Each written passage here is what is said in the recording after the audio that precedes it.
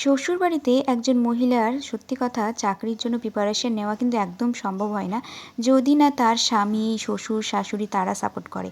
সবচেয়ে বেশি সাপোর্ট কার দরকার জানো? তোমরা হয়তো অনেকেই বলবে হাজব্যান্ড সাপোর্ট করলে সব কিছু হয়, কিন্তু না। হাজব্যান্ডের সাপোর্ট তো অবশ্যই দরকার, তার থেকেও বেশি সাপোর্ট দরকার কিন্তু শ্বশুর শাশুড়ির হয়। কেন হয় সেটা আমি ভিডিওতে বলেছি, তাও এখানে বলছি। দেখো, তোমার শাশুড়ির সঙ্গে যদি তোমার ভালো সম্পর্ক থাকে তাহলে সে কিন্তু তোমাকে অনেক কাজ কম করতে বলবে। কারণ কি? কারণ তোমার চাকরির পড়া আছে, পড়াশোনা করার জন্য সময়ের দরকার। সে সেটা বুঝবে যে না, আমার বৌমা পড়াশোনা করবে, আমি একটু হেল্প করি। তো সে তোমাকে কিন্তু অবশ্যই যেটুকু সময়, যেটুকু সাধ্য সব হেল্প করবে। তাই আমি মনে করি যে শাশুড়ি মায়ের হেল্প কিন্তু সব থেকে বেশি দরকার হয় যে মানে চাকরির প্রিপারেশন নেওয়ার জন্য শ্বশুরবাড়িতে। তো চলো, তোমাদের সাথে আমি কিছু টিপস শেয়ার করব এখন। সারাদিন সংসারের কাজ সামলিয়ে পড়ার জন্য একদম সময় পাচ্ছ না। সামনে এসএলএসটি এক্সাম দেবে, বই কমপ্লিট হয়নি, বুঝতে পারছো না কিভাবে কমপ্লিট করবে, কিভাবে সময় বার করে কিভাবে পড়াশোনা করবে। সারাদিন কাজ করে ক্লান্ত হয়ে যাচ্ছ।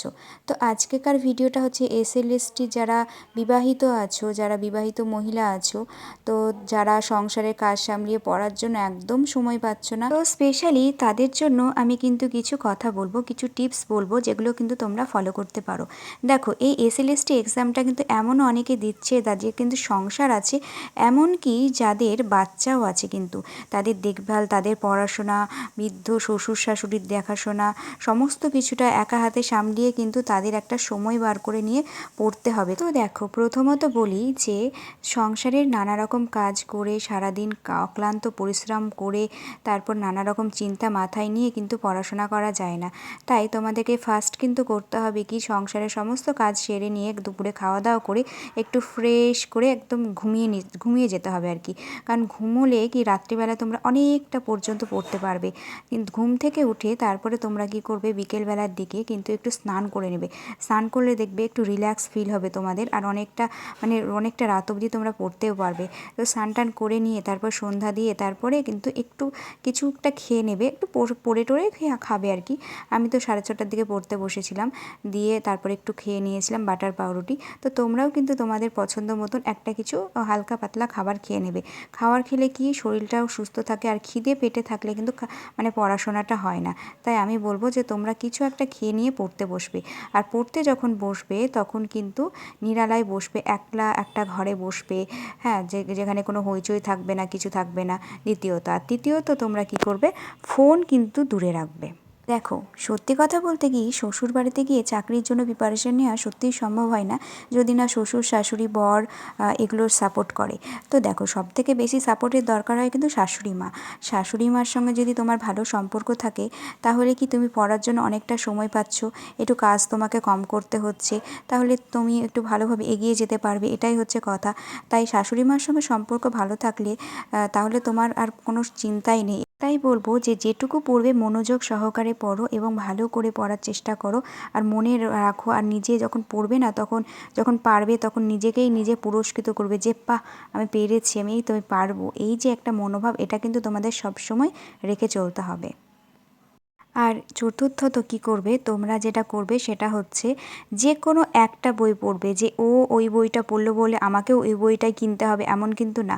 তুমি একটা বাজারে দেখবে অনেক ভালো ভালো বই আছে, তার মধ্যে থেকে তোমার যেটা পছন্দ মনে হবে, তোমার যেটা মনে হবে যে না, হ্যাঁ, এই বইটা ভালো, 4-5 রকম বই ঘেঁটে তুমি একটা তোমার পছন্দ মতন একটা বই নেবে। তারপরে সেই বইটাই কমপ্লিট করবে, কিন্তু 1000টা বই পড়ে কিন্তু হবে না।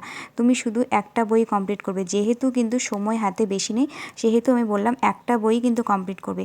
পঞ্চমত হচ্ছে তুমি কিন্তু একটা টু ডু লিস্ট বানিয়ে নেবে, যেখানে তুমি প্রত্যেক দিন একটা করে মানে কোনো একটা কিছু করবে, সেটা একটা লিখে নেবে। আর আর মানে ষষ্ঠত হচ্ছে কী করবে, তুমি একটা মানে যতদিন বাকি আছে পরীক্ষায়, ধরো 20 দিন বাকি আছে, ঠিক আছে, তাহলে 20 দিনের মধ্যে তোমাকে 10 দিনের জন্য রিভাইজের জন্য রাখতে হবে। আর 10 দিনের মধ্যে তুমি কী করে কমপ্লিট করবে সেটা একটা পেজ বাই পেজ লিখে নেবে, যে এই একদিনে আমি এত পেজ করব, এই একদিন এই আমি আর একদিনে এই এত পেজ করব, এরকম করে কিন্তু লিখে নেবে। আর এই যে আমি দাগিয়ে নিচ্ছি পড়ার পর না, যেটা যেটা মেন তোমাদের ইম্পর্টেন্ট মনে হবে সেটা কিন্তু এভাবে দাগিয়ে নিয়ে পড়বে সপ্তমত। তাহলে কিন্তু খুব ভালোভাবে তোমরা রিভাইজ দিতে পারবে যে এইগুলো মেন, এগুলো ভালো করে পড়তে হবে তোমাদের।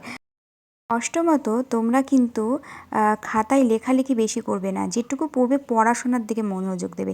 লেখালেখি করতে গেলে কিন্তু একদম হাতে সময় নেই, এটা করবে। আর নবমত কী করবে, তোমরা কিন্তু যেহেতু সংসারে কাজ টাজ করছো, তো সেহেতু তোমাদেরকে একটু সাজেস্ট করব, তোমরা একটু যতটা পারবে রাত জেগে পড়ার চেষ্টা করবে। কারণ তারপরে আর হ্যাঁ, ঘুমোতে তো অবশ্যই হবে, কিন্তু ঘুমোনোর আগে একটু পড়ে নেবে, কারণ এই সময়টা গেলে না আর পাবে না কিন্তু এই সময়টা ফিরে। তাই আমি তাদেরকে বলবো একটু পড়াশোনাটা করতে। দশমতম হলো তোমার হেল্প করার মতন একজন মানুষ। দেখো, তোমার সঙ্গে যদি তোমার শাশুড়ি মায়ের ভালো সম্পর্ক থাকে, তাহলে নিশ্চয়ই তোমাকে উনি বুঝবেন, যে উনি নিশ্চয়ই একটু মানে তোমাকে হেল্প করবেন আর কি। তো যতটা সম্ভব উনি নিশ্চয়ই তোমাকে একটু উদ্যোগ দেবেন, পড়াশোনা করো মন দিয়ে, আমি এগুলো একটু সামলিয়ে নিচ্ছি, তুমি আবার যখন সময় পাবে তখন করবে। তো সেটাই হচ্ছে মেন। তো তোমার শাশুড়ি মার সঙ্গে তোমার যত বেশি ভাব থাকবে বা যত বেশি ভালোবাসা থাকবে, ততই কিন্তু তোমাকে হেল্প করবেন উনি, আশা করছি। কারণ হেল্প ছাড়া কিন্তু একটা মানে চাকরির জন্য প্রিপারেশান শ্বশুরবাড়িতে গিয়ে পড়াটা কিন্তু অনেক কষ্টের। তাই আমি মনে করি যে যদি শাশুড়ি মার সঙ্গে সেরকম ভাব থাকে, তো তাহলে তিনি নিশ্চয়ই হেল্প করবেন। তো এটাই হচ্ছে কথা। তো ভালো করে সবাই পড়াশোনা করো।